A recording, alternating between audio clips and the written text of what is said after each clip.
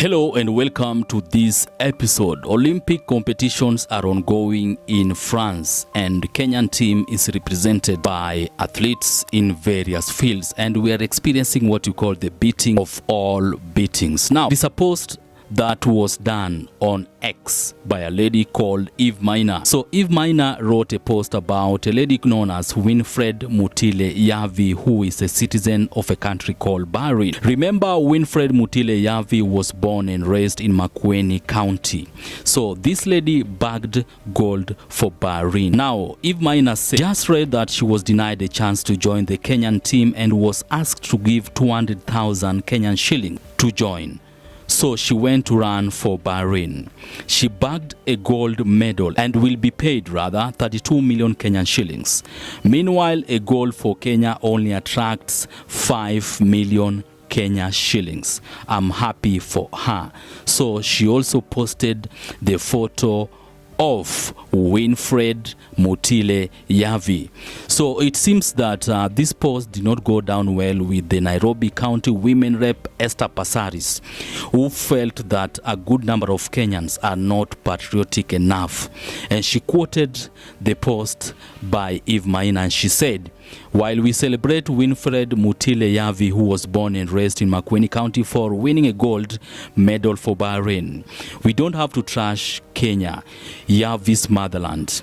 In any case, she confessed that meeting the qualification threshold to represent Kenya is very competitive. Kenya provided the petition that enabled her to train harder and thrive in her craft. Let's be positive and appreciate her for finding better opportunities elsewhere. Honorable Kipchumba Murkomen, kindly take note of such cases if our sportsmen and women need more motivation and recognition." So that is a post that was done by Nairobi County Women Rep Esther Passaris, responding to Eve Maina's allegations that WINFRED Mutile YAVI was asked a bribe of 200,000 Kenyan shillings to represent the country in the Olympics, and she instead decided to shift her allegiance to a country called Bahrain, and she represented Bahrain in the Olympic competitions in France, where she bagged gold. So there are reactions to what Esther Passaris wrote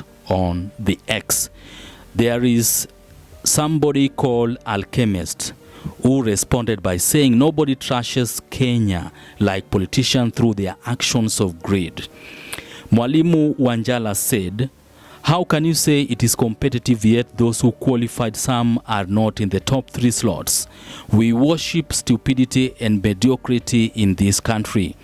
Mombasa political watchman said, "Now talk to us about Dennis Oliech and OJ. 2 people who represented our country but are now fighting depression. What can the government do in their case?" Chris said, "Not just in Kenya but in all these corrupt African regimes. You remember Mbappe was asked to pay more money to play for his country. That's why we need to clean up our content of all the corruption and neocolonization and actually raise a real legacy ourselves." Gen Z. Elias Kabere said, "The fact is the gatekeepers are so greedy. It is not a matter of meeting threshold. It is a simple watu waache tamaa." General Kerr, while responding to Esther Passaris' retweet, said, "Competitive what? Where are those who gave us stiff competition in Kenya? They could have gotten Kenyan gold. In Kenya, everything is corruption." Amit said, "You are the political class that has no spine, can't have a stand and are always ambiguously ignorant. It is irritating. Let's call a spade a spade. It's the lies that are keeping you people in power. If the truth is said, you tremble. Fake." Pius Ngugi, responding to Esther Passaris' retweet, said, "Does competitive here mean the highest bidder?" He has asked a question. Michael Kwambo said, "You are inherently stupid. You and your bomboistic patriotism fail to acknowledge that Kenya's lackadaisical approach to sport and the art, perpetuated by the lawmakers like you, see our country and creative seek opportunities abroad." They seek opportunities that offer better support system, training facilities, and financial incentives. Opportunities which you and your political ilk make impossible to obtain at home.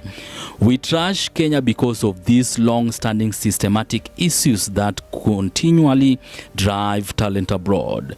YAVI's win for Bahrain highlights the need for better support for athletes in Kenya to prevent the talent drain.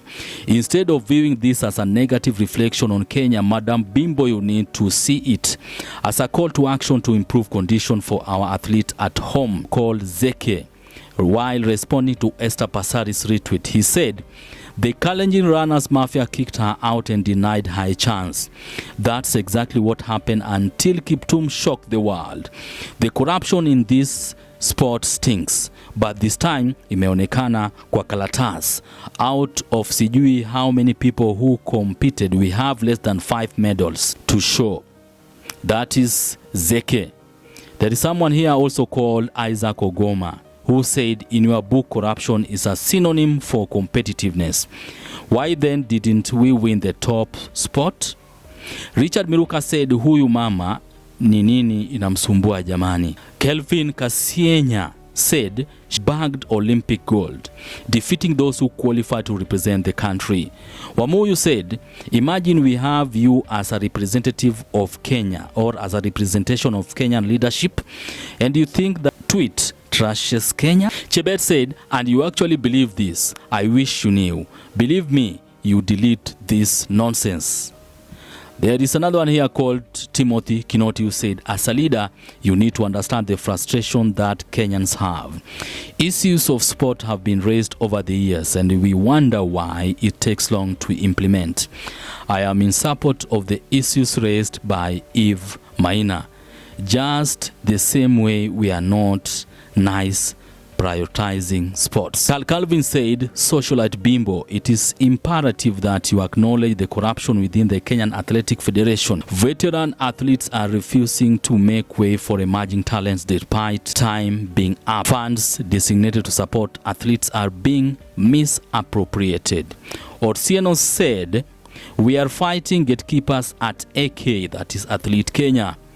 There is somebody here also called Frank Edge, who said, "A competitive process should end up with the very best unless the word competitive means something else yenye sijui." Truth said, "Wewe mamagiza nyamaza and support Ruto.